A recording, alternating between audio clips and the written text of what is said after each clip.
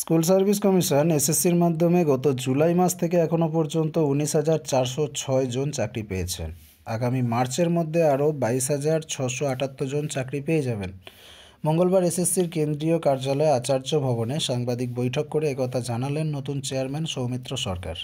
তিনি এও জানিয়েছেন, উচ্চ প্রাথমিকে 13,080টি পার্শ্ব শিক্ষকদের জন্য 10% সংরক্ষণ যেটা আছে সেটা বাদ দিয়ে শূন্যপদের জন্য 13,080টি শূন্যপদের জন্য ভেরিফিকেশনের কাজ চলতি মাসের শেষে অথবা ফেব্রুয়ারির গোড়ার দিকে শুরু হবে। নবম দশম শ্রেণীর শিক্ষক নিয়োগের জন্য দ্বিতীয় দফার সুপারিশপত্র ছাড়ার কাজও এই মাসের শেষের দিকেই শুরু হয়ে যাবে। আজ বুধবার সন্ধ্যায় 2,243টি প্রধান শিক্ষক পদের জন্য প্যানেল প্রকাশ করা হবে। তবে এসএসসির নিয়োগের সঙ্গে মুখ্যমন্ত্রী ঘোষিত ইন্টার্ন শিক্ষকদের কোনো সম্পর্ক নেই বলে জানিয়েছেন সৌমিত্রবাবু।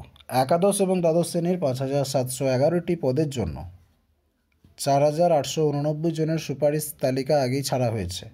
তবে 822টি পদে কোনো যোগ্য প্রার্থী পাওয়া যায়নি এখনও পর্যন্ত। মাধ্যমিক স্তরে প্রথম দফায় তালিকা পাঠানো হয়েছে 6,524 জনের।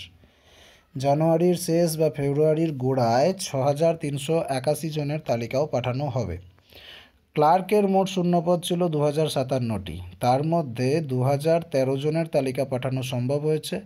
44টি পদে যোগ্য প্রার্থী মেলেনি। গ্রুপ ডি পদেও 3,955 জনের মধ্যে 3,847 জনের যোগ্য প্রার্থী মিলেছে।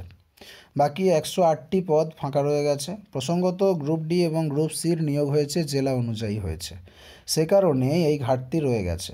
উচ্চ মাধ্যমিকের ক্ষেত্রে কিছু পদ ফাঁকা থাকার কারণ হলো নির্দিষ্ট বিষয় বা মাধ্যমে যোগ্য শিক্ষক প্রার্থী পাওয়া যায়নি, সে কারণেই সমস্যা। শারীরশিক্ষায় আছে 1,034টি, কর্মশিক্ষায় 1,099টি শূন্যপদের সবকটিতেই যোগ্য প্রার্থী পাওয়া গেছে।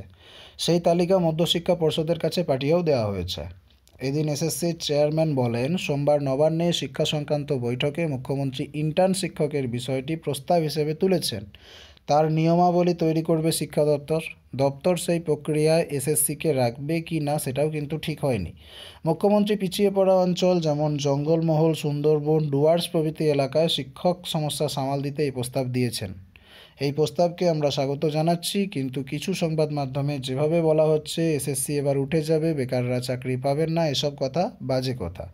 এসএসসির মাধ্যমে নিয়মিত শিক্ষক নিয়োগ প্রক্রিয়া চলবে।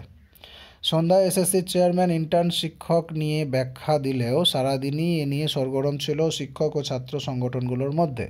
সিপিএমের ছাত্র শাখা এসএফআই এদিন সাংবাদিক বৈঠক ডেকে সরকারের এই সিদ্ধান্তের তীব্র নিন্দা করেছে। আগামীকাল বৃহস্পতিবার ডিআই অফিসগুলোতে বিক্ষোভ দেখাবে তারা। বিজেপি ঘনিষ্ঠ West Bengal primary trend teachers অ্যাসোসিয়েশনের সভাপতি পিন্টু পাড়ুই উনি জানিয়েছেন, এর প্রতিবাদে তারা 21 জানুয়ারি শিক্ষামন্ত্রীর কাছে স্মারকলিপি জমা দেবেন। প্রয়োজনে আদালতেরও দ্বারস্থ হবেন। তৃণমূল শিক্ষা সেলের তরফে জয়দেব গিরি বলেছেন, এভাবে ইন্টার্ন নিয়োগ না করে প্রায় 17,000 বাড়তি শিক্ষককে বদলি, যেটা হচ্ছে সারপ্লাস ট্রান্সফার, করলেই তা বাস্তবসম্মত হবে। শিক্ষক, শিক্ষাকর্মী, শিক্ষা অনুরাগী ঐক্যমঞ্চের তরফে এই সিদ্ধান্তের বিরোধিতা করেছে প্রেস, এই বিবৃতি দেওয়া হয়েছে।